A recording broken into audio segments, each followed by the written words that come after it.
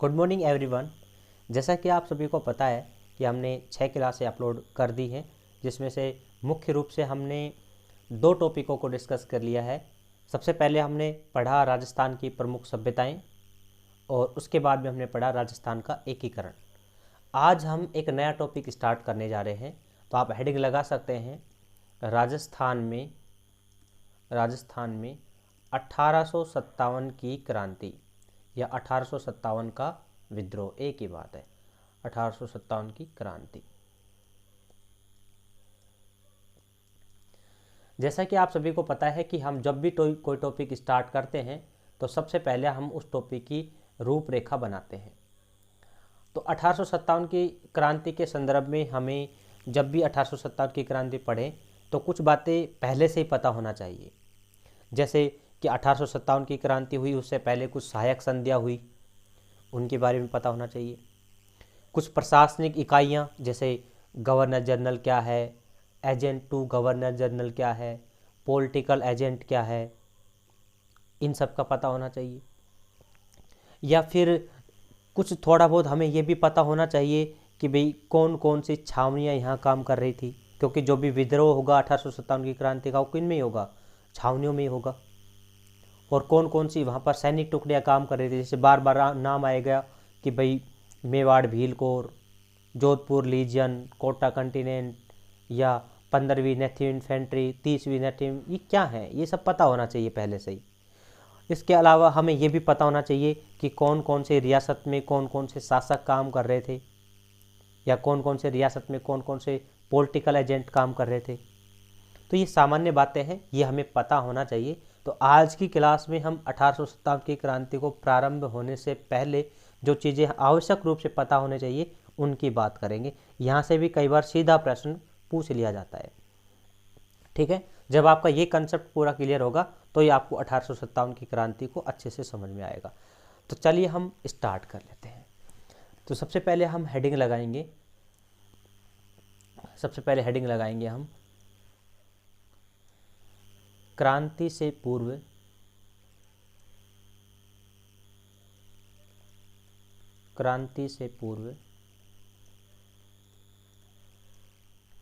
घटित प्रमुख घटनाएं।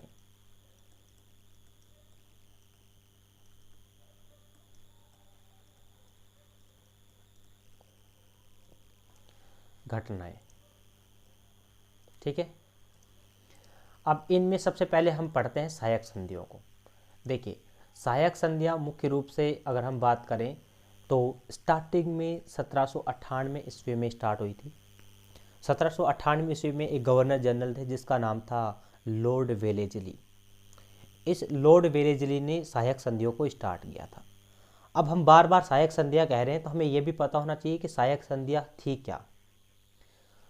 ये जो सहायक संधियां हैं ये राजाओं के बीच में और अंग्रेजों के बीच में हुई थी। अब चूंकि हम 1857 की क्रांति पढ़ रहे हैं तो 1857 की क्रांति के समय राजस्थान का एकीकरण तो हुआ ही नहीं था। इसका मतलब क्या हुआ, इसका मतलब ये हुआ कि इस पर्टिकुलर भूभाग में अलग अलग रियासतें काम कर रही थी, है ना। क्योंकि एकीकरण तो कब हुआ है, पूरा 1 नवंबर 1956 को पूरा हुआ है।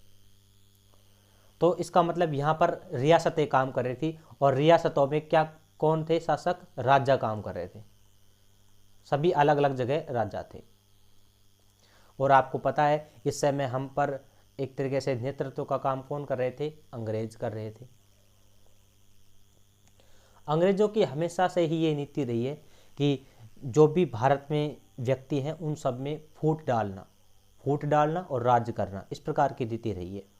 तो अंग्रेज ये चाहते कि यार ये राजा आराम से क्यों जी रहे हैं, है ना, एक दूसरे के ऊपर आक्रमण क्यों नहीं कर रहे, शांति से क्यों बैठे हैं, तो कुछ न कुछ तो इनमें गड़बड़ कराई जाए, तभी तो यह एक दूसरे पर आक्रमण करेंगे।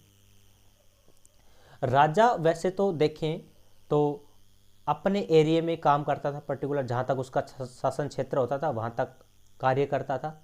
अगर किसी राजा का दूसरे राजा पर दाव लग जाए तो उसको आक्रमण करके जीत भी लेता था, यानी कि अपने साम्राज्य को विस्तार करने के लिए। लेकिन इनके पास में सबसे जो बड़ी कमी खल रही थी वो थी सेना की, क्योंकि राजाओं के पास पहले इतनी बड़ी सेना नहीं होती थी, ठीक है। तो सेना की कमी थी और कुछ रुपए पैसों की भी कमी थी, क्योंकि जितना अधिकार क्षेत्र कम होगा तो टैक्स कम आएगा, टैक्स कम आएगा तो इनकम कम होगी, सिंपल सी बात है। तो अंग्रेजों ने क्या किया, इनसे मतलब इनकी सहायता करने के लिए कुछ संधियां की, कुछ कंडीशंस रखी, कुछ शर्तें रखी। इन शर्तों को ही हम कहते हैं सहायक संधियां। अब क्या क्या शर्तें रख सकते हैं? सबसे पहले जो शर्त इन्होंने रखी, अंग्रेज आए, बोले राजा से कि भाई देखो, आपको हम दे रहे हैं 5000 सैनिक। बताओ कितनी सेना दे रहे हैं? 5000 दे रहे हैं। राजा खुश हो गया और बोले भाई कहाँ रखोगे इनको? बोले इनको रखेंगे आपकी राजधानी में।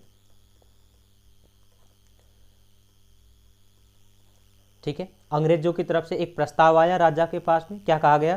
पहली कंडीशन सहायक संधि के तहत कि भाई आपको 5000 सैनिक दिए जाएंगे और उन सैनिकों की नियुक्ति आपकी राजधानी में ही की जाएगी, पहली कंडीशन। राजा बोले भाई ठीक है। और बोले भाई दूसरी शर्त तो ये होगी, दूसरी शर्त ये होगी कि ये जो राजधानी में सैनिक ठहरेंगे, है ना, इनके देखभाल के लिए या आपको कभी कोई प्रॉब्लम हो, इसके लिए हम आपको एक पॉलिटिकल एजेंट की नियुक्ति कर देंगे आपकी खुद की रियासत में। बोले यार ये भी सही काम है। तो बोले इसके लिए हमें क्या करना पड़ेगा? राजा सोचे कि यार कुछ न तो दाल में काला है ना, ऐसे तो कैसे कह सकते हैं ये अंग्रेज इतनी सहायता तो कैसे कर सकते हैं फ्री फोकट में। तो बोले कि हमें क्या करना पड़ेगा? तो बोले कुछ नहीं करना पड़ेगा, एक दो शर्तें और हैं, उनको मान लीजिए। बोले क्या शर्तें? तीसरी शर्त ये थी कि जो पॉलिटिकल एजेंट रखा जाएगा रियासत में सैनिकों के देखभाल के लिए या आपकी देखभाल के लिए, उसका खर्चा, और जो सेना रहेगी आपके, जो हम सैनिक देंगे आपको, भाई उसका खर्चा तो आपको उठना पड़ेगा। यानी कि किसको वहन करना पड़ेगा ये खर्चा? राजा को ही वहन करना पड़ेगा। राजा ने कहा यार कोई दिक्कत नहीं है, सैनिक और उसकी पॉलिटिकल एजेंट का तो खर्चा उठना है। बोले हाँ। बोले इन सैनिकों को हम यूज कहीं पे भी कर सकते हैं? बोले बिल्कुल कर सकते हैं, कोई दिक्कत ही नहीं है। राजाओं ने ये शर्त भी मान ली। बोले यार एक कंडीशन और है। बोले क्या? कि ये जो सेना हम आपको देंगे, इसके बदले हम आपसे टैक्स लेंगे। अब कुछ राजा तो मुकर गए इससे, यार ये तो गड़बड़ कर रहा है, तो टैक्स ले रहा है, पहले इनकम कम हो रही है। बोले कि ज़्यादा नहीं लेंगे, जो आपका कुल राजस्व होगा, जितना भी आप टैक्स वसूलोगे, उस राजस्व का 1/3 भाग लेंगे, 1/3 भाग। और एक अंतिम शर्त और रखी जाएगी कि आप अगर देश से बाहर, यानी कि देशी राज्य जो आपका है, इस देशी राज्य से बाहर जो भी विदेशी नीति पर काम करोगे, तो उसके ऊपर जो नियंत्रण रहेगा, वो नियंत्रण रहेगा अंग्रेजों का। ऐसा नहीं है कि आप कोई भी सैनिक लेके 5-7 राजा मिलके दूसरे पे अटैक कर दो। अगर राज्य से बाहर कोई भी गतिविधि करोगे, किसी के साथ भी लेन देन करोगे, तो बताओ किसका नियंत्रण होगा उस पर? अंग्रेजों का नियंत्रण होगा, अंग्रेजों से परमिशन लेनी पड़ेगी। इसका मतलब क्या हुआ? इनको एक मिट्टी गोली दे दी भाई अंग्रेजों ने कि 5000 सैनिक मिल जाएंगे और एक पॉलिटिकल एजेंट मिल जाएगा, लेकिन उसके बदले क्या करना पड़ेगा? इनका खर्चा तो राजा को वहन करना ही पड़ेगा, साथ में अंग्रेजों को 1/3 क्या देना पड़ेगा? राजस्व देना पड़ेगा, टैक्स देना पड़ेगा। और अगर देश से, राज्य से बाहर कोई भी काम करोगे तो अंग्रेजों की क्या लेनी पड़ेगी? अनुमति लेनी पड़ेगी। यानी कि देशी राज्य से बाहर जितने भी विदेश नीति होगी, उस पर नियंत्रण किसका होगा? अंग्रेजों का नियंत्रण होगा। कुछ रियासत ऐसी थी जिन्होंने सहायक संधियों को क्या कर लिया? स्वीकार कर लिया। अब हमारा प्रश्न यहां से स्टार्ट होता है। आपसे पूछा जाएगा कि सहायक संधि प्रथा के तहत भारत में, सबसे पहले हम भारत की बात कर रहे थे, भारत में इस सहायक संधि को स्वीकार करने वाली पहली रियासत कौन सी थी, या पहला राज्य कौन सा था? तो हम बात करेंगे हैदराबाद। हैदराबाद ने सबसे पहले, वैसे मैं लिखवा दूंगा इनको एक एक करके, पहले समझ लीजिए। सबसे पहले सहायक संधियों को क्या किया? एक्सेप्ट कर लिया। हैदराबाद का जो शासक था वो था निजाम अली, याद रह जाए तो अच्छी बात है ना। निजाम अली ने सबसे पहले 1790 में इनको स्वीकार किया था। क्या राजस्थान में भी कोई ऐसी रियासत थी? यस। राजस्थान में बात करें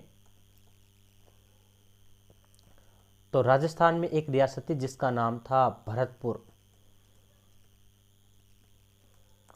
इस भरतपुर रियासत ने सबसे पहले इन सहायक संधियों को एक्सेप्ट किया था 1803 में। हैदराबाद ने कब एक्सेप्ट किया था? 1790 में, सबसे पहले भारत में।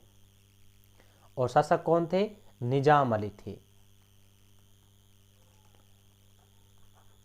इन्होंने सबसे पहले सहायक संधियों को एक्सेप्ट किया, स्वीकार किया। राजस्थान में बात करें तो किसने किया? भरतपुर रियासत ने किया सबसे पहले। भरतपुर के शासक की बात करें तो कौन थे बताइए? रणजीत सिंह थे। इन्होंने सबसे पहले एक्सेप्ट किया था। अगर राजस्थान में दूसरी रियासत की बात करें तो राजस्थान में जो सेकंड रियासत थी वो थी अलवर। अलवर ने भी इन सहायक संधियों को एक्सेप्ट कर लिया था 1803 में। अलवर के जो शासक थे वो थे बख्तावर सिंह। बख्तावर सिंह तो आप जानते ही होंगे, ये वही बख्तावर सिंह है जो गिंगोली के युद्ध में मारा गया था। ध्यान आया थोड़ा बहुत? देखिए, इस बख्तावर सिंह से आपको ऐसे भी पता होना चाहिए कि जो अपने अलवर है इसमें 80 खंभों की छतरी बनी हुई है, जिसे हम क्या कहते हैं? मूसी महाराणे की छतरी कहते हैं।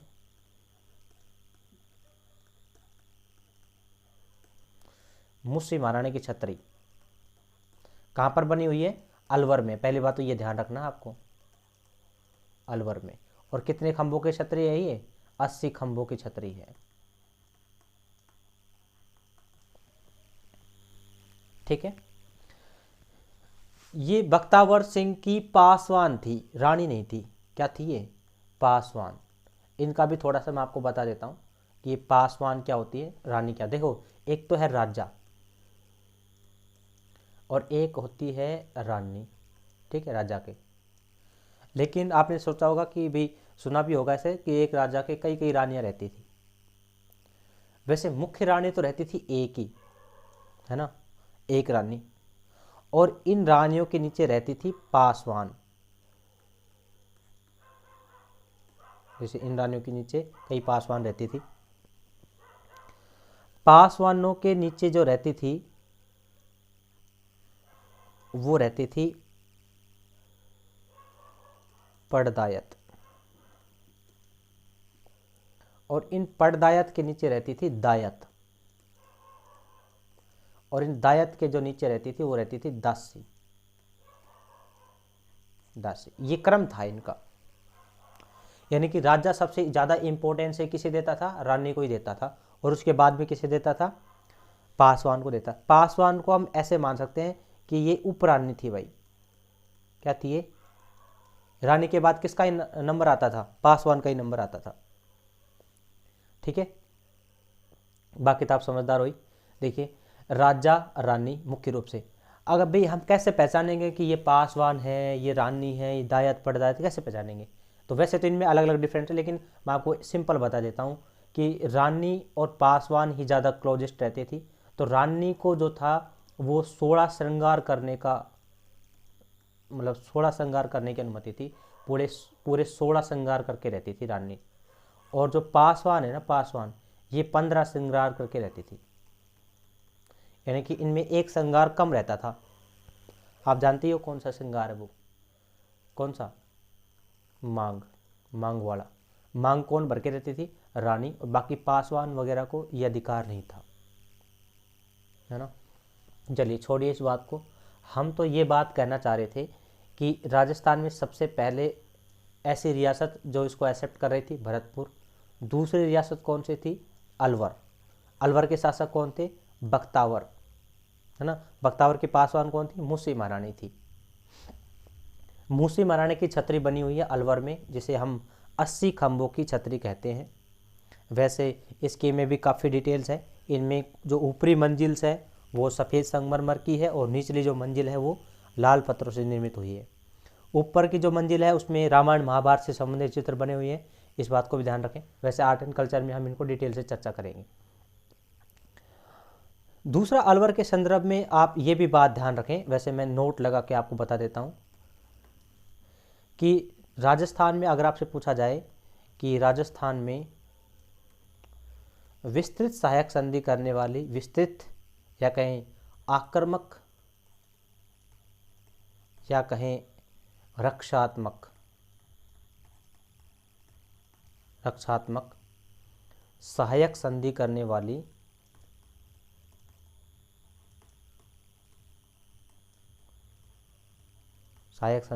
वाली रियासत कौन सी थी? तो विस्तृत आक्रामक रक्षात्मक सहायक संधि करने वाली प्रथम रियासत अलवर ही थी।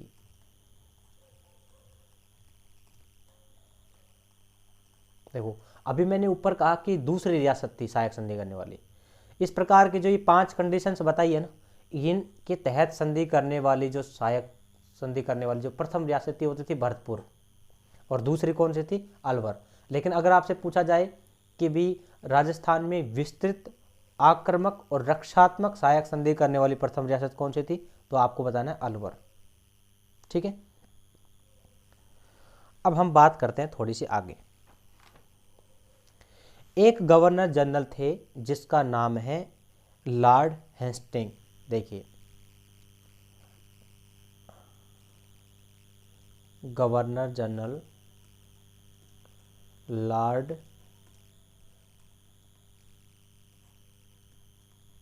हेस्टिंग। ठीक है, लॉर्ड हेस्टिंग। इस लॉर्ड हेस्टिंग ने 1817 ईस्वी में 1817 में एक नीति चलाई थी जिसे हम कहते हैं अधीनस्थ पृथक्करण की नीति।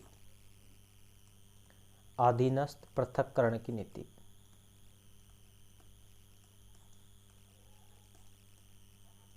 कुछ लोगों ने ये पढ़ रखा होगा, है ना, वो काफ़ी देर से वेट कर रहे हो कि नहीं सर भरतपुर नहीं है, प्रथम रियासत करौली है, क्योंकि रटा रटाया है ना सब कुछ, इस वजह से। अभी मैं इस डाउट को क्लियर कर देता हूँ। नीति का प्रचलन किया था।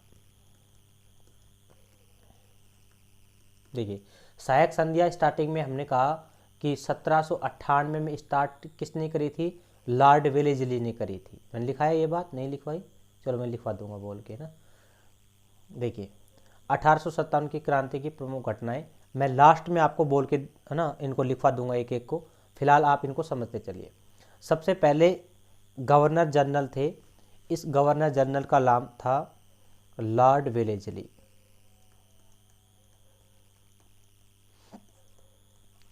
इस लॉर्ड वेलेस्ली ने सबसे पहले सहायक संधियाँ स्टार्ट करी थी और इनके तहत 5 कंडीशन रखी गई थी।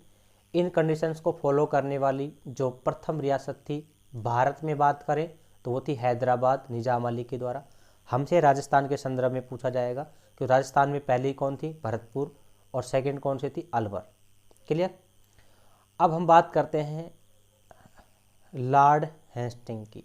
1817 में अधीनस्थ पृथक्करण की नीति के तहत।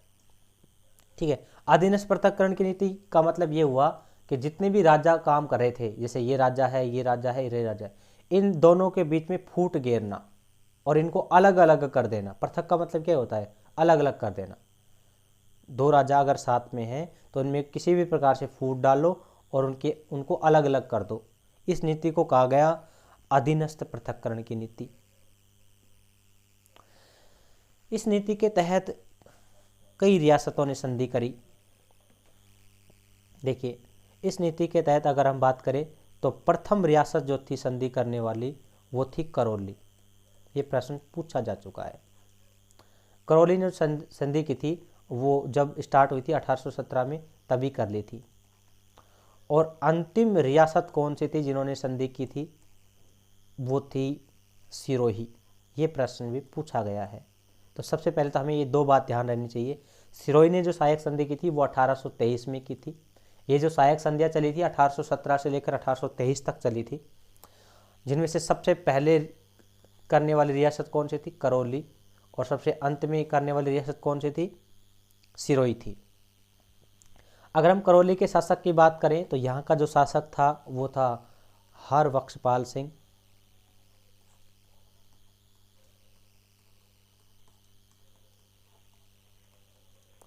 और सिरोही का जो शासक था वो था शिव सिंह।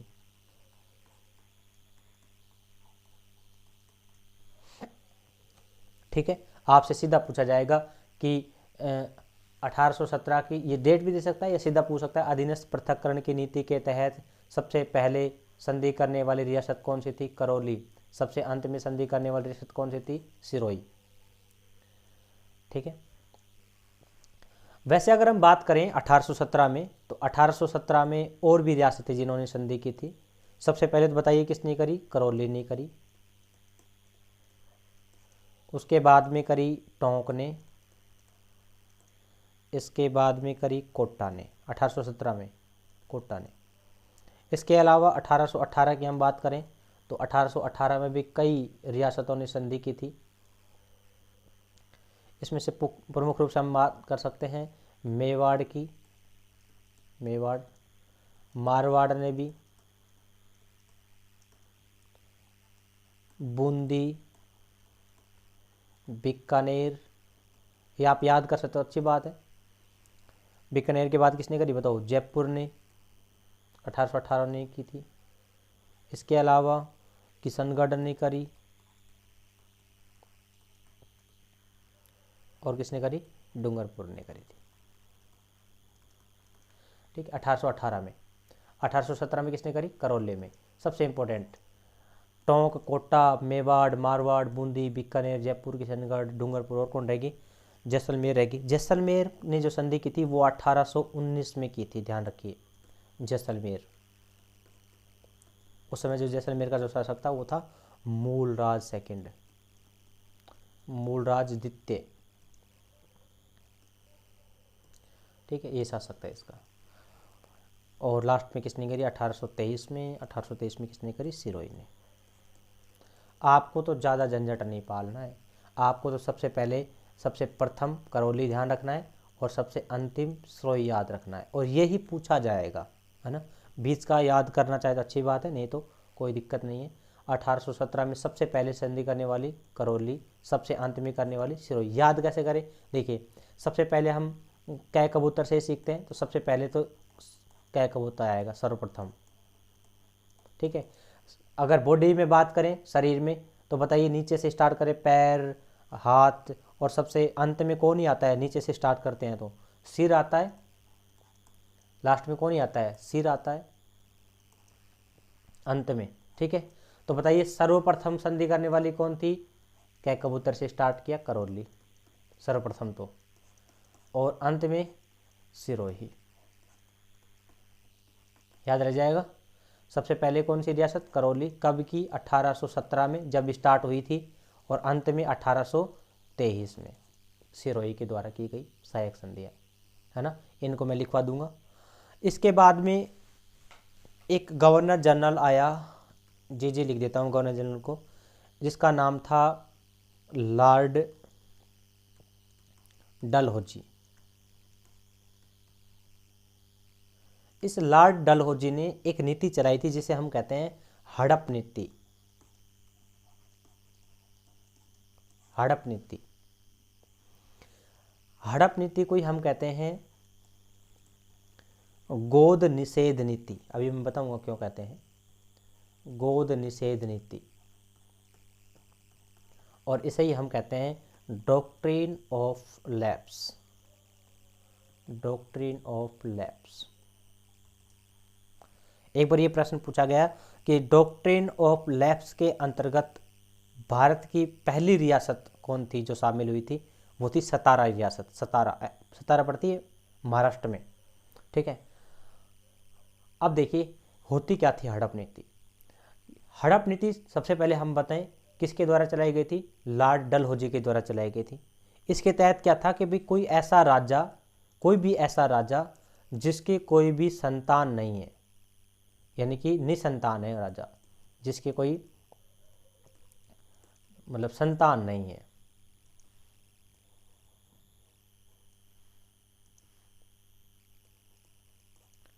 जिसके कोई भी संतान नहीं है, ऐसे राजा का राज्य जो है वो हड़प लिया जाएगा।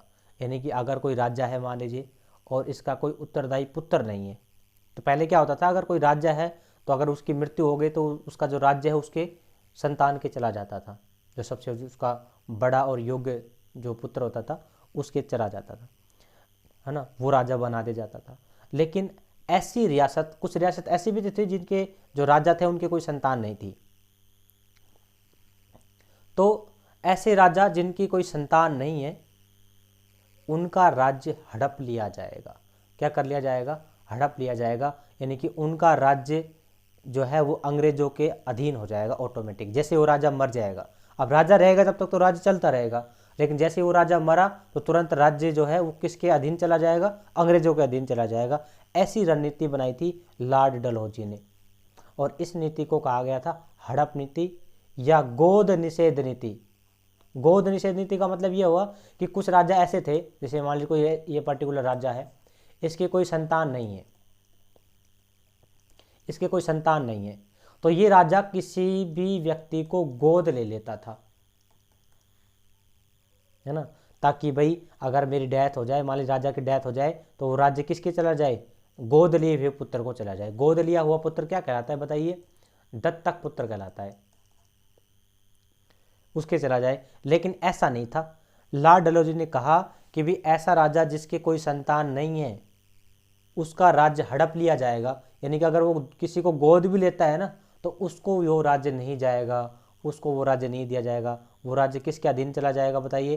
अंग्रेजों के अधीन चला जाएगा। उस पर राज्य कौन करेंगे फिर? अंग्रेज करेंगे। इस नीति को कहा गया गोद निषेध, यानी कि गोद का निषेध है, गोद लेना मना है। ठीक है, समझ गए होंगे बात को। तो इसी नीति को कहा गया था डॉक्ट्रिन ऑफ लैप्स, हड़प नीति या गोद निषेध नीति। चलाई किसने थी? लॉर्ड डलहौजी ने चलाई थी। चलाई कब थी? ये चलाई थी 1948 में।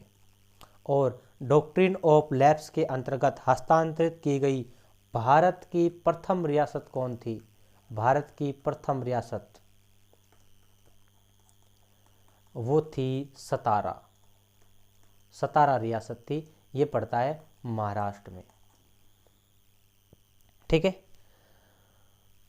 अब कुछ महत्वपूर्ण बातें जो हमें पता होना चाहिए। सबसे पहले मैं इनको रिवाइज करा देता हूं, एक बार देखिए कहीं ऊपर नीचे ना हो जाए। ये रिवाइज क्या करा देता हूं, मैं लिखवाई देता हूं इनको, है ना। एक बार हम इनको लिखेंगे, उसके बाद में हम बात करेंगे। देखिए सबसे पहले हमने हेडिंग डाला 1857 की क्रांति। उसके बाद में हम हेडिंग डालेंगे जो मैंने ऊपर बताया 1857 की क्रांति से पूर्व घटित घटनाएं। ठीक है, अब उसमें लिखना स्टार्ट करेंगे। देखिए लिखना स्टार्ट करेंगे। सबसे पहले 1798 में गवर्नर जनरल, अब इनको भी मैं क्लियर कर देता हूँ एक बार। देखिए गवर्नर जनरल, बार बार आप डिस्टर्ब होंगे इनसे। देखिए जैसे ये तो है कोई देश, मान लीजिए हमारा देश है भारत। ठीक है, इस देश में बहुत सारे राज्य हैं। क्या है बताइए? राज्य हैं, जैसे राजस्थान हुआ, मध्य प्रदेश हुआ, महाराष्ट्र हुआ, इस प्रकार से। और राज्यों में राज्य करते थे राजा, यानी कि पर्टिकुलर रियासतें थी। जैसे हमने कहा कि ये हमारा राजस्थान है, ठीक है, और ये किसके अंतर्गत आ रहा है? मान लीजिए भारत के अंतर्गत आ रहा है। तो भारत तो हो गया हमारा देश, और राज्य कौन सा हो गया? राजस्थान। अब इस राजस्थान में भी बहुत सारे क्या राज्य कर रहे थे? राजा थे, क्योंकि रियासत थी ना, तो हम इनको बांट सकते हैं, राज्यों को बांट सकते हैं रियासतों में। काफ़ी सारी रियासत थी। ठीक है, भारत को बांटा गया राज्यों में, बहुत सारे राज्य थे, और राज्यों को बांटा गया रियासतों में। अब हम पर शासन कौन कर रहे थे बताइए? अंग्रेज कर रहे थे। कौन कर रहे थे? अंग्रेज कर रहे थे। इनको भी समझ लीजिए, फिर हम लिखेंगे। अंग्रेज राज्य कर रहे थे। अब भारत में अंग्रेजों ने जो व्यक्ति छोड़ रखा था उसे हम कहते थे गवर्नर जनरल। यानी कि हमें कोई भी अगर पता चले कि ये शिकायत है तो भारत में बताइए किसको करेंगे शिकायत? गवर्नर जनरल को करेंगे। ठीक है, सबसे उच्चतम इकाई थी अंग्रेजों की। उसके बाद में राज्यों में इन्होंने नियुक्त कर रखे थे agent to governor general. Agent to governor general, इसका मतलब क्या हुआ? गवर्नर जनरल जो थे ना, जी गवर्नर जनरल, ठीक है, इन्होंने अपने कुछ एजेंट छोड़ रखे थे राज्यों में कि भाई इस राज्य को तू संभालेगा, इस राज्य को तू संभालेगा, ये एजेंट है। अगर राज्यों में कोई भी प्रॉब्लम आई तो ये एजेंट, यानी कि जिसे हम कहते हैं एजेंट टू गवर्नर जनरल, ये किसको शिकायत करेंगे अगर कोई भी प्रॉब्लम आई तो गवर्नर जनरल को करेंगे। क्लियर। अब चूंकि राज्य बहुत सारे थे और प्रत्येक राज्यों में बहुत सारी रियासतें थी, क्योंकि हम जानते हैं कि संपूर्ण जो भारत है वो 565 रियासतों में बटा हुआ था। 565 रियासतें थी, तो बहुत सारी रियासतें हो गई। इसलिए सभी रियासतों को कंट्रोल करने के लिए गवर्नर जनरल के द्वारा पॉलिटिकल एजेंट की नियुक्ति की गई। पॉलिटिकल एजेंट किस में काम कर रहे थे? रियासत में काम कर रहे थे। एजेंट टू गवर्नर जनरल यानी कि एजीजी किस में काम कर रहे थे? राज्यों में काम कर रहे थे। और पूरे भारत में कौन काम करता था बताइए? गवर्नर जनरल काम करता था।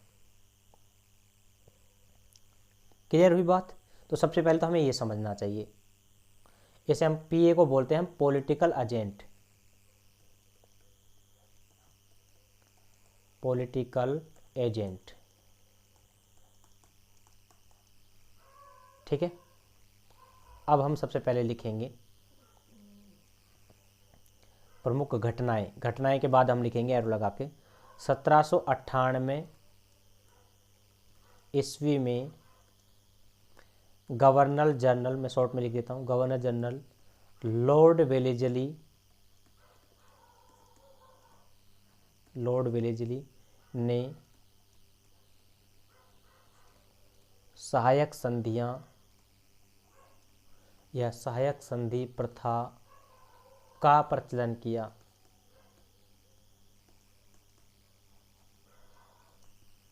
ठीक है। शर्तें लिखूं या रहने दूं? मैं शर्तों को स्किप कर देता हूं, मैं सीधा लिख देता हूं। इसके तहत भारत में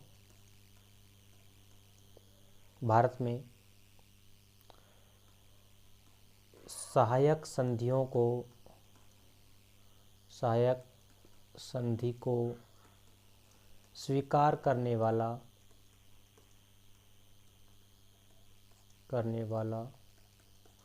प्रथम राज्य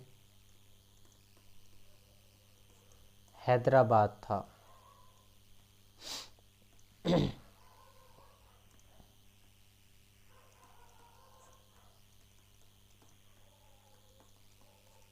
ठीक है, हैदराबाद था। इसका जो शासक था हम लिख सकते हैं शासक, वो कौन था? निजाम अली था। निजाम अली था। कब सहायक संधि स्वीकार करी? 1790 में। याद कर सकें तो अच्छी बात है। दूसरा हम लिखेंगे इसी में राजस्थान में सहायक संधि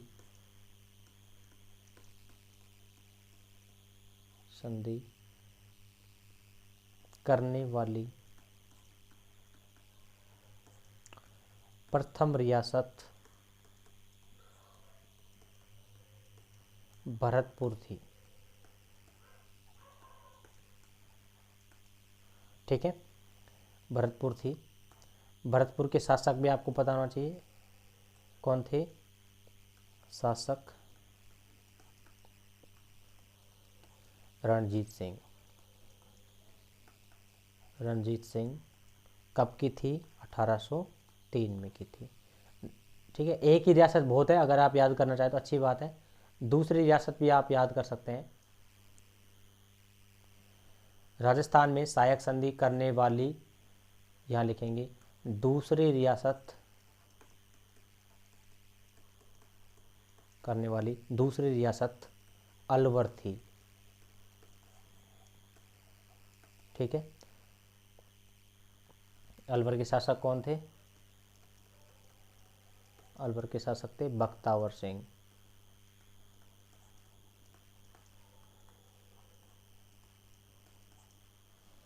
ओके, कब करी थी? 1803 में की थी इन्होंने भी। ठीक है,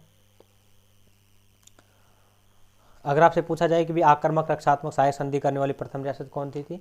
आक्रामक अगर शब्द आ जाए तो फिर वहां अलवर आएगा पहले। ठीक है, ओके, अब हम बात करते हैं, आगे लिखते हैं, थोड़ा सा आगे लिखेंगे।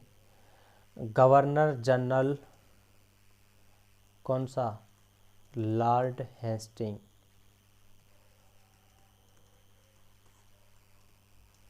लॉर्ड हेस्टिंग ने 1817 ईस्वी में, ये इम्पोर्टेंट है भाई, अधीनस्थ पृथक्करण पृथक्करण की नीति पृथक्करण की नीति का प्रचलन किया।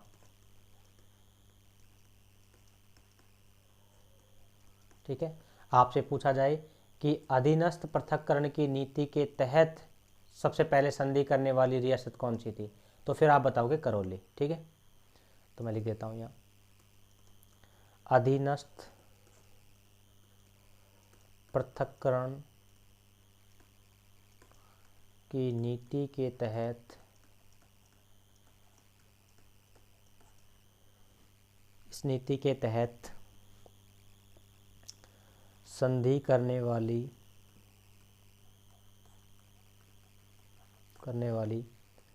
राजस्थान की प्रथम रियासत करौली थी। करौली ने कब करी थी? सबसे पहले हम शासक बता लेते हैं। करौली के शासक कौन थे? हरबख्शपाल सिंह। इसको मैं थोड़ा सही से लिख देता हूँ। शासक कौन थे? हरबख्शपाल सिंह।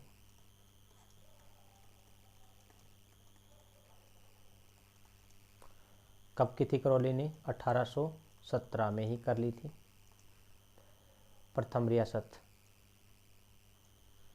ठीक है, और अधीनस्थ पृथक्करण की नीति के तहत संधि करने वाली राजस्थान की अंतिम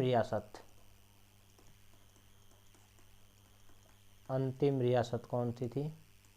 तो हम बताएंगे सिरोही थी। अंतिम रियासत कौन सी थी? सिरोही थी। सिरोही के शासक कौन थे? सैसे सिरोही, सैसई शिव सिंह थे। बताइए, सिरोही ने कब करी थी? सबसे लास्ट में करी थी। सहायक संधियां 1817 से लेकर 1823 तक चली थी, तो लास्ट में कौन सी सन आएगी? 1823 ईस्वी में। ठीक है, आपको तो ये ध्यान रखना है, अंतिम रियासत कौन सी थी? सिरोही, और प्रथम रियासत कौन सी थी? करौली। दोनों को बहुत इंपॉर्टेंटली ध्यान रखना है। ठीक है, अब हम लिख लेते हैं लास्ट वाली बात। गवर्नर जनरल लॉर्ड डलहौजी ने 1848 ईस्वी में हड़प नीति का प्रचलन किया। ठीक है, आपको हड़प नीति भी मिल सकती है, कई जगह आपको गोद निषेध नीति भी मिल सकती है, तो इसे ही हम डॉक्ट्रिन ऑफ लैप्स भी कहते हैं, इसे ही हम व्यपगत की नीति भी कहते हैं। चलो मैं लिखवा भी देता हूँ इसको। प्रचलन किया इसे, या हड़प नीति को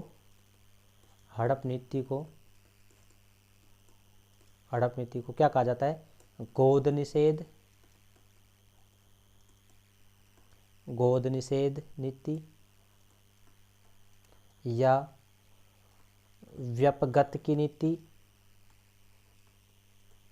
या बताइए क्या कहा जाता है? हड़प नीति, गोद निषेध नीति, व्यपगत नीति, या डॉक्ट्रिन ऑफ लैप्स। ये प्रश्न एक बार पूछा गया था, डॉक्ट्रिन ऑफ लैप्स। इस हड़प नीति को डॉक्ट्रिन ऑफ लैप्स भी कहा जाता है।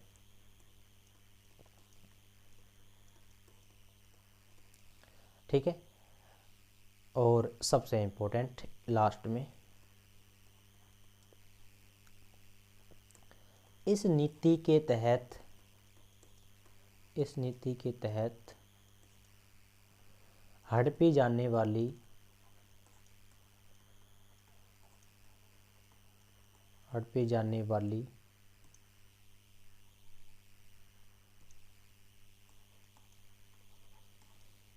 भारत की प्रथम रियासत कौन सी है? भारत की प्रथम रियासत कौन सी थी?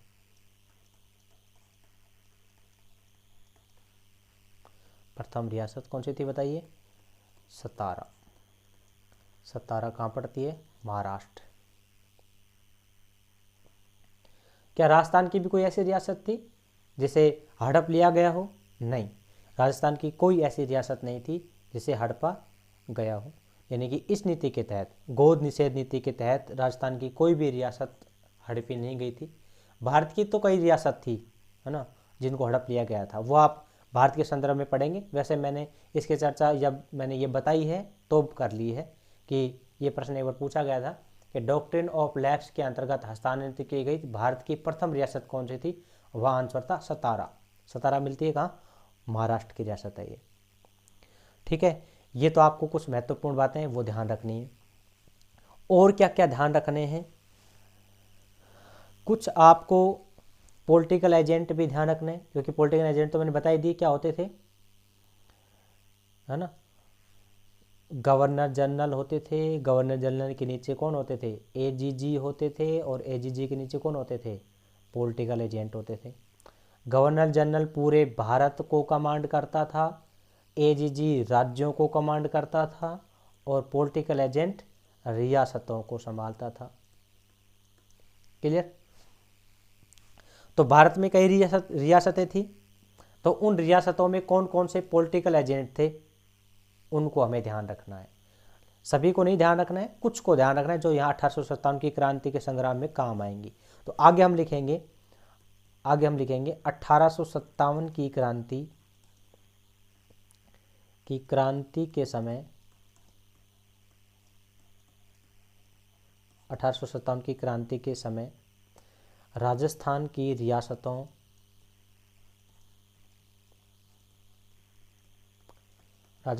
रियासतों में नियुक्त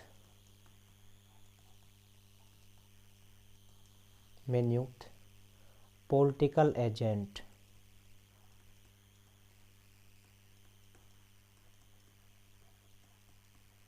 ये हमारी हेडिंग हो गई। अब हम क्या करेंगे, एक तरफ तो पॉलिटिकल एजेंट लिखेंगे, एक तरफ क्या लिखेंगे? रियासत लिखेंगे, है ना। और इसी में आप चाहो तो शासक भी मैं आपको इसी में लिखवा देता हूँ। ये लो, पॉलिटिकल एजेंट एवं शासक, एक साथ सारा काम हो जाएगा, आपको अलग अलग याद नहीं करना पड़ेगा। ठीक है, तो सबसे पहले मैं कुछ इंपॉर्टेंट्स लिखवा देता हूँ। तो एक तरफ तो आप लिख लीजिए इधर रियासत, एक तो आपने क्या लिख ली? रियासत लिख ली। दूसरा आप लिख लीजिए इधर रियासत में पॉलिटिकल एजेंट लिख लीजिए, पीए, और उसी के साथ में आप लिख लीजिए शासक को।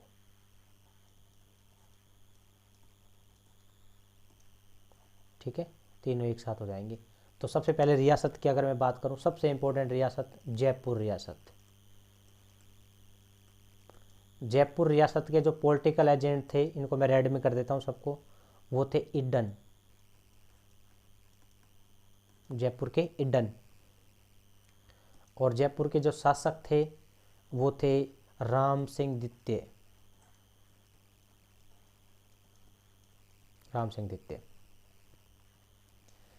ठीक है, उसके बाद में हमें पता होना चाहिए जयपुर के बाद में भरतपुर का,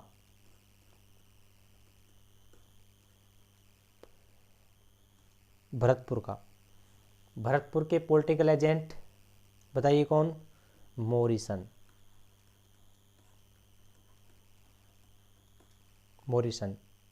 कई बार ये मॉरिसन की जगह निक्सन भी मिलता है, तो एक ही बात है ना, निक्सन। वैसे आपको मॉरिसन ध्यान रखना है। अच्छा, भरतपुर का शासक बताइए? जसवंत सिंह थे। जसवंत सिंह। देखो ये याद ही करने, इनका कोई उपचार नहीं है ना। तीसरा, एक रियासत आपको याद करनी है, कोटा। कोटा, कोटा रियासत के पॉलिटिकल एजेंट बताइए। कोट का बटन, कोटा के बटन, बटन, ठीक है, कोट का बटन, ऐसे याद कर लेना इसको। कोटा के शासक, शासक कौन थे? राम सिंह ही थे, राम सिंह द्वितीय,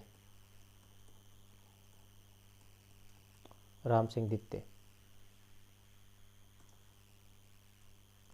जयपुर हो गई, भरतपुर हो गई, कोटा हो गई, और उदयपुर, उदयपुर यानी कि मेवाड़ कह सकते हैं, मेवाड़, या हम कह सकते हैं उदयपुर। उदयपुर रियासत के जो पॉलिटिकल एजेंट थे, वो पॉलिटिकल एजेंट कौन थे? Showers, major Showers. और इसके जो शासक कौन थे? सावर्स स्वरूप सिंह, दोनों सैपे ही हैं, सावर्स और स्वरूप सिंह।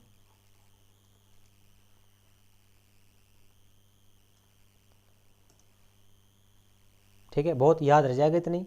एक, हाँ एक इम्पोर्टेंट और याद कर लीजिए आप, मारवाड़ को। मेवाड़ हो गया तो मारवाड़ को भी याद कर लीजिए, कम से कम 5 तो आप याद ही रखें। मारवाड़ का मेंग मोनसन,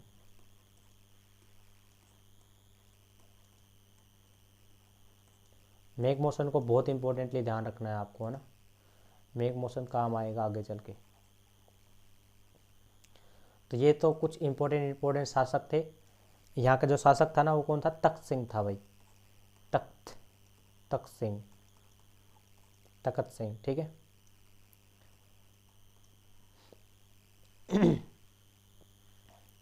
कई बार सिरोही का पॉलिटिकल एजेंट भी पूछा जाता है। सिरोही के पॉलिटिकल एजेंट जेडी होल थे, अगर याद रखना चाहे तो रख सकते हैं, लेकिन आपको ये तो याद रहने ही चाहिए कम से कम। 1857 की क्रांति में जो हमसे पूछे जाएंगे कौन कौन से, एक तो हमें पॉलिटिकल एजेंट और दूसरे शासक।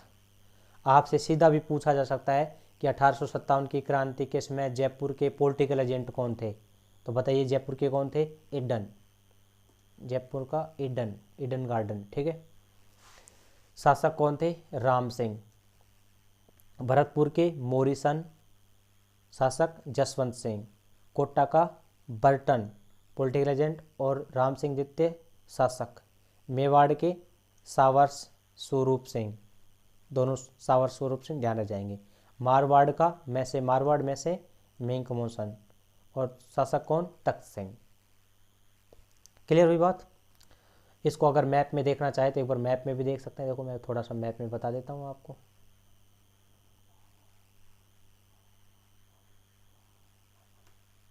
ये लो, देखो सबसे पहले हम किसको याद करेंगे? जयपुर। जयपुर का बताइए कौन? Eden garden. और शासक कौन? राम सिंह द्वितीय, ठीक है। और बताइए भरतपुर, भरतपुर का कौन? भरतपुर का मोरिसन। और शासक कौन? जसवंत सिंह। भरतपुर के बाद में कोटा, इधर कोटा का कौन? कोटा का बर्टन। और शासक कौन? राम सिंह द्वितीय। इसके बाद में कौन आएगी? मेवाड़, इधर मेवाड़ का कौन? मेवाड़ में अगर बात करें तो मेवाड़ का कौन शासक? शासक स्वरूप सिंह। और पॉलिटिकल एजेंट सावर्स। तो सबसे पहले हम पॉलिटिकल एजेंट सावर्स और स्वरूप सिंह, ठीक है। इधर पड़ता है अपना मारवाड़, मारवाड़ के कौन? मारवाड़ के कौन? मेंग मोसन, मेंग मोसन। और शासक कौन? तख्त सिंह। तो ये आपको ध्यान रखने हैं मुख्य रूप से। जयपुर, भरतपुर, कोटा, उदयपुर यानी कि मेवाड़, और जोधपुर यानी कि मारवाड़। ठीक है, मारवाड़ को हम यहाँ पर जोधपुर भी लिख सकते हैं, एक ही बात है। तो अगर जोधपुर आए तो आप समझ जाना मारवाड़ है, और मारवाड़ बोला जाए तो समझ लेना जोधपुर है। मेवाड़ बोला जाए तो उदयपुर, उदयपुर बोला जाए तो मेवाड़। तो सबसे पहले तो हमें ये पता होना चाहिए, है ना। कल जब भी आप क्लास अटेंड करें तो ये पहले याद होने चाहिए अपने। इसके बाद में हमें और क्या याद होना चाहिए। तो अभी 5-7 मिनट बच रही हैं, तो मैं आपको कुछ सैनिक छावना भी लिखवा देता हूँ। 1857, नेक्स्ट अपन लिखेंगे 1857, 1857 की क्रांति के समय पहले बात तो यही बात पूछ लेगा, कई बार ये पूछा भी गया है कि 1857 की क्रांति के समय कुल कितनी सैनिक छावनियाँ थी। तो आंसर आएगा 6 सैनिक छावनियाँ थी। 1857 की क्रांति के समय कुल 6 सैनिक छावनियाँ थी।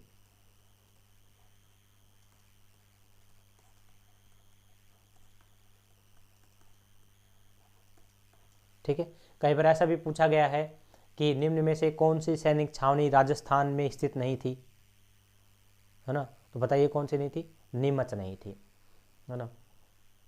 तो सबसे पहले तो हमें ये सैनिक छावनियाँ याद होनी चाहिए। कैसे याद करें, ए ननी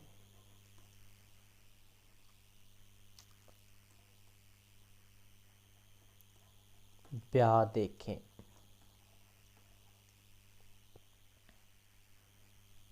हो जाएगा याद। देखो, इससे तो हो जाएगा एरिनपुरा,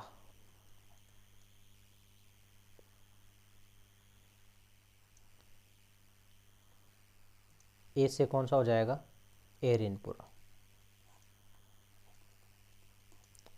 ने से हो जाएगा नसीराबाद,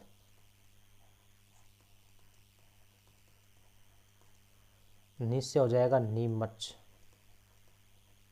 नीमच एमपी वाली। और ब्याह से क्या हो जाएगा, ब्यावर।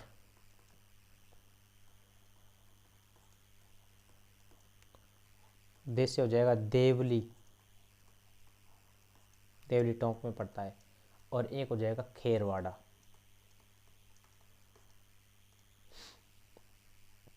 ठीक है, सबसे पहले तो हमें इन 6 सैनिक छावनियों को नाम पता होना चाहिए। आपसे पहली बात तो ये पूछा जाएगा कि 1857 की क्रांति के समय कुल कितनी सैनिक छावनियाँ थी। तो आप बताओगे 6 सैनिक छावनियाँ थी। कौन कौन सी थी, तो एरियनपुरा, नसीराबाद, नीमच, ब्यावर, देवली और खेरवाड़ा। ए ननी ब्याह देखें, है ना। चलिए अब हम इनमें ये भी पढ़ लेते हैं थोड़ा सा। मैं एक पेज ले लेता हूँ, थोड़ा सा ये लो, नया पेज ले लेता हूँ। अब हम इसमें ये भी पढ़ लेते हैं कि कौन कौन सी सैनिक छावनियों में कौन कौन सी टुकड़ियाँ थी, है ना। कई बार ऐसा भी प्रश्न पूछ लिया जाता है कि बताइए मेवाड़ भील जो कोर थी वो किस सैनिक छावनी की टुकड़ी थी। तो ऐसा प्रश्न भी कई बार पूछ लिया जाता है सामान्य रूप से, तो हमें ये पता होना चाहिए। तो देखो, कई बार ये भी पूछ लिया जाता है कि कौन सी जो छावनी थी वो किस जिले में स्थित, जैसे नसीराबाद कहाँ है, अजमेर में है। ब्यावर कहाँ है, अजमेर में है। खेरवाड़ा कहाँ है, उदयपुर में है। तो इस प्रकार से हमें पता होना चाहिए, तो ये भी मैं लिखवा देता हूँ। लेकिन इधर तो आपको करनी है सैनिक छावनियाँ, सैनिक छावनियाँ, और इधर आपको पता होना चाहिए उनकी सैनिक टुकड़ियाँ।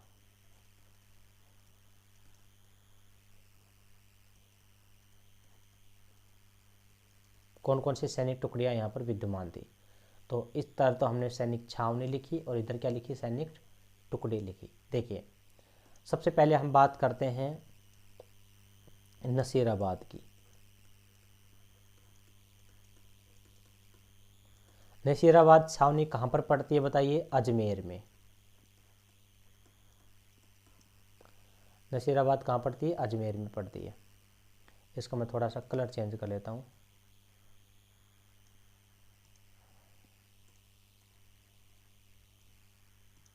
देखिए, नसीराबाद कहाँ पड़ती है, अजमेर में। यहाँ पर कौन सी सैनिक टुकड़ी थी नसीराबाद में? तो यहाँ पर जो सैनिक टुकड़ी थी वो थी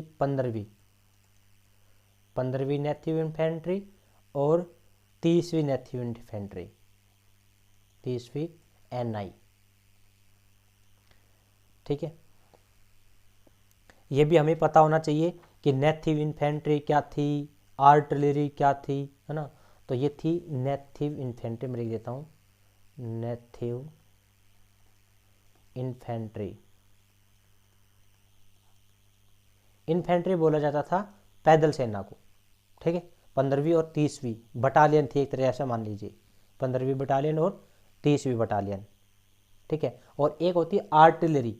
आर्टिलरी क्या होती है? आर्टिलरी एक ऐसी सेना होती है जिनके पास में तोपखाना रहता है, तोपखाना वाली। ठीक है, तो ये थी नेथिव थी इन्फेंट्री। इन्फेंट्री मतलब पैदल सैनिक थे इसमें। तो एक तो नसीराबाद पता होना चाहिए, है ना। अभी बात करेंगे कि बंगाल से कौन सी आई थी, पहले कौन सी थी, वो बाद की बात है। फिलहाल आपको ये ध्यान रखना है नसीराबाद में 15वीं और 30वीं दोनों।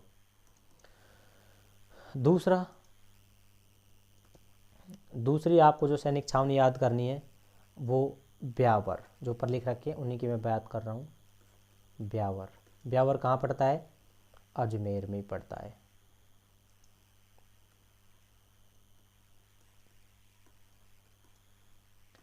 अजमेर। यहाँ पर कौन सी थी? तो यहाँ पर थी मेर रेजिमेंट, मेर रेजिमेंट। देखो, ब्यावर रे, अजमेर रे और में रे, तीनों में लास्ट में क्या आ रहा है? रे आ रहा है। तो याद करना चाहे तो कर सकते हैं। तीसरा, अब हम बात कर लेते हैं खेरवाड़ा की। खेरवाड़ा जो सैनिक छावनी है वो किस जिले में पड़ती है? खेरवाड़ा पड़ता है उदयपुर में। बताइए, खेरवाड़ा कहाँ पड़ता है? उदयपुर में पड़ता है। खेरवाड़ा में कौन सी थी? उदयपुर में पड़ता है। तो उदयपुर किस में पड़ता है? मेवाड़ में पड़ता है। तो हम कह सकते हैं यहाँ पर कौन सी होगी? मेवाड़ भील कोर होगी। मेवाड़ भील कोर है जिसे हम कहते हैं MBC, मेवाड़ भीड़ कोर। ठीक है, मेवाड़ कहाँ पड़ता है? उदयपुर। तो देखिए खेरवाड़ा कहाँ पड़ता है? उदयपुर में। खेरवाड़ा उदयपुर, तो उदयपुर से हम याद कर लेंगे कौन सी? मेवाड़ भील कोर। चौथी छावनी, चौथी जो सैनिक छावनी थी वो थी एरियनपुरा। एरियनपुरा जो पड़ती थी वो कौन से जिले में पड़ती थी? पाले में। एरियनपुरा पड़ती थी पाले में। और यहाँ पर कौन सी टुकड़ी रहती थी? एरियनपुरा, पाली। अब पाली कहाँ पड़ता है? मारवाड़ में पड़ता है। तो यहाँ पर कौन सी बताइए? जोधपुर लीजियन मिलेगी, जोधपुर लीजियन। ठीक है, राजस्थान में कौन सी रह गई फिर? 5वीं। ए ननी प्याव देखें, देवली रहेगी। देवली, देवली कहाँ पड़ता है? टोंक में। देवली पड़ता है टोंक में। कलर चेंज कर देता हूँ इसका थोड़ा सा मैं। देवली बताइए कहाँ पड़ता था? टोंक में पड़ता था। तो यहाँ पर कौन सी? देवली टोंक है। कैसे याद कर लेंगे? कैसे? कोटा, कोटा कंटिंजेंट,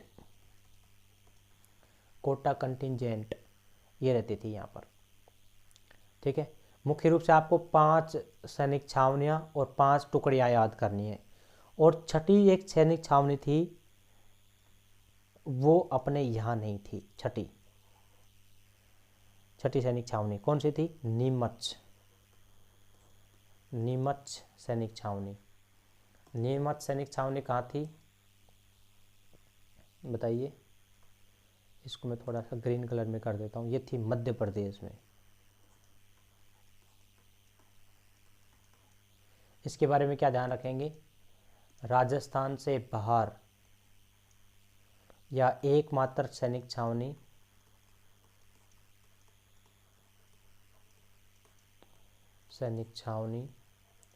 जो राजस्थान से बाहर स्थित थी।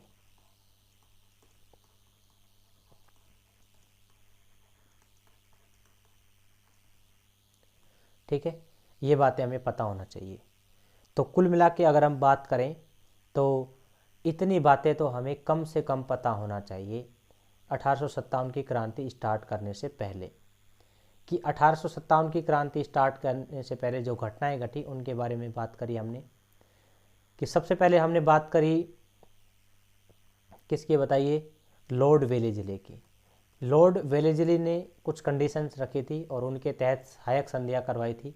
कंडीशन क्या थी कि 5000 सैनिक दिए जाएंगे आपको, और उन सैनिकों की नियुक्ति जो है वो आपकी राजधानी में गिरी जाएगी। इसके अलावा एक पॉलिटिकल एजेंट दिया जाएगा रियासतों में। ठीक है, तीसरी कंडीशन ये थी पॉलिटिकल एजेंट और सेना का जो खर्चा है वो राजा को वहन करना पड़ेगा। इसके बदले अंग्रेजों को 1/3 राजस्व देना पड़ेगा, और अगर वो देशी राज्य से बाहर कोई भी गतिविधि करते हैं तो अंग्रेजों से परमिशन लेनी पड़ेगी।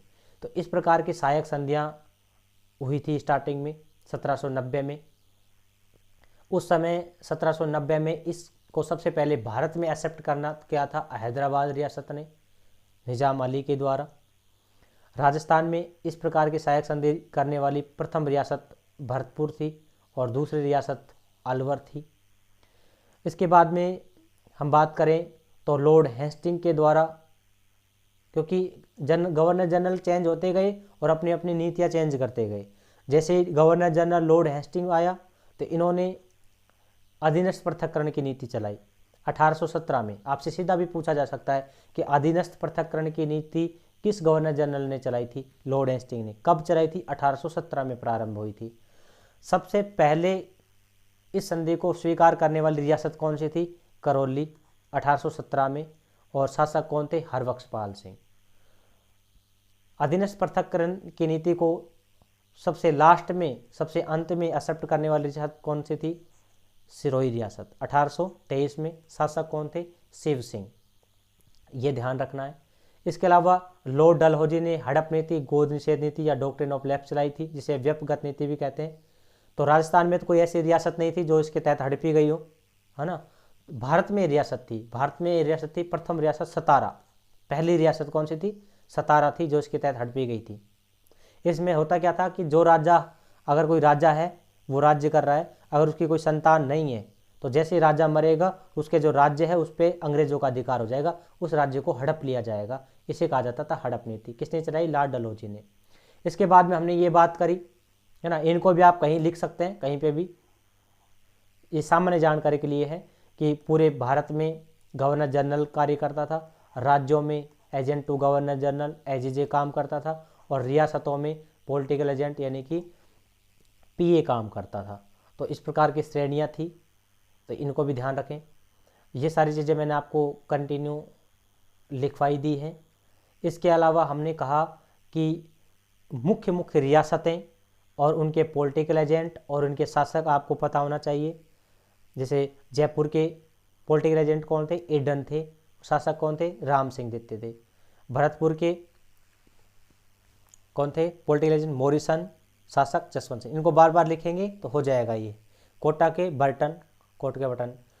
बर्टन पॉलिटिकल एजेंट और राम सिंह द्वितीय शासक थे। राम सिंह द्वितीय बहुत इंपॉर्टेंट है, ये आगे काम आएंगे क्योंकि इनको कोटा के किले में कैद कर लिया जाएगा।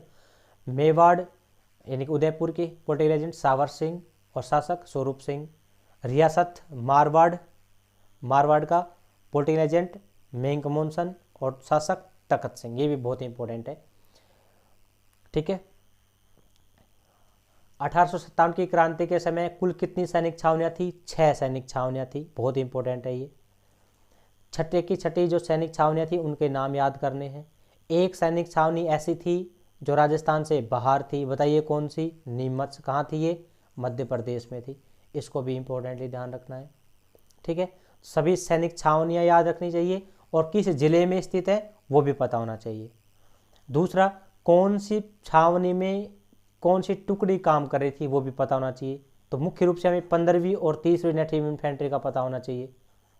ठीक है, इसके अलावा हमें मेरवाड़ा भील कोड का पता होना चाहिए, उदयपुर में काम करते, खेरवाड़ा में, और मेर ब्यावर में, एरिनपुरा जोधपुर में, क्योंकि वैसे याद करने में सिंपल है। नसीराबाद अजमेर में 15वीं 30वीं, ब्यावर में लास्ट में रह आ रहा है, अजमेर में भी रह आ रहा है, मेर में भी रह आ रहा है, तो याद करने में कोई दिक्कत नहीं है। खेरवाड़ा पड़ता है उदयपुर में और उदयपुर पड़ता है मेवाड़ में, तो यहाँ पर मिलेगी आपको मेवाड़ भीलकोर। एरनपुरा पड़ता है पाली में और पाली पड़ता है मारवाड़ में। ठीक है, मारवाड़ यानी कि जोधपुर, तो इसका मतलब यहाँ पर मिलेगी जोधपुर लीजियन। देवली पड़ता है टोंक में, कैसे, कोटा याद कर लेंगे, है ना। देखिए, एकमात्र ऐसी सैनिक छावनी जो राजस्थान से बाहर स्थित थी, बताइए कौन सी थी, नीमच थी। तो नीमच भी बहुत इंपॉर्टेंट है। ठीक है, तो अब हम 1857 की क्रांति को कंटिन्यू करेंगे नेक्स्ट क्लास में। तब तक के लिए थैंक यू।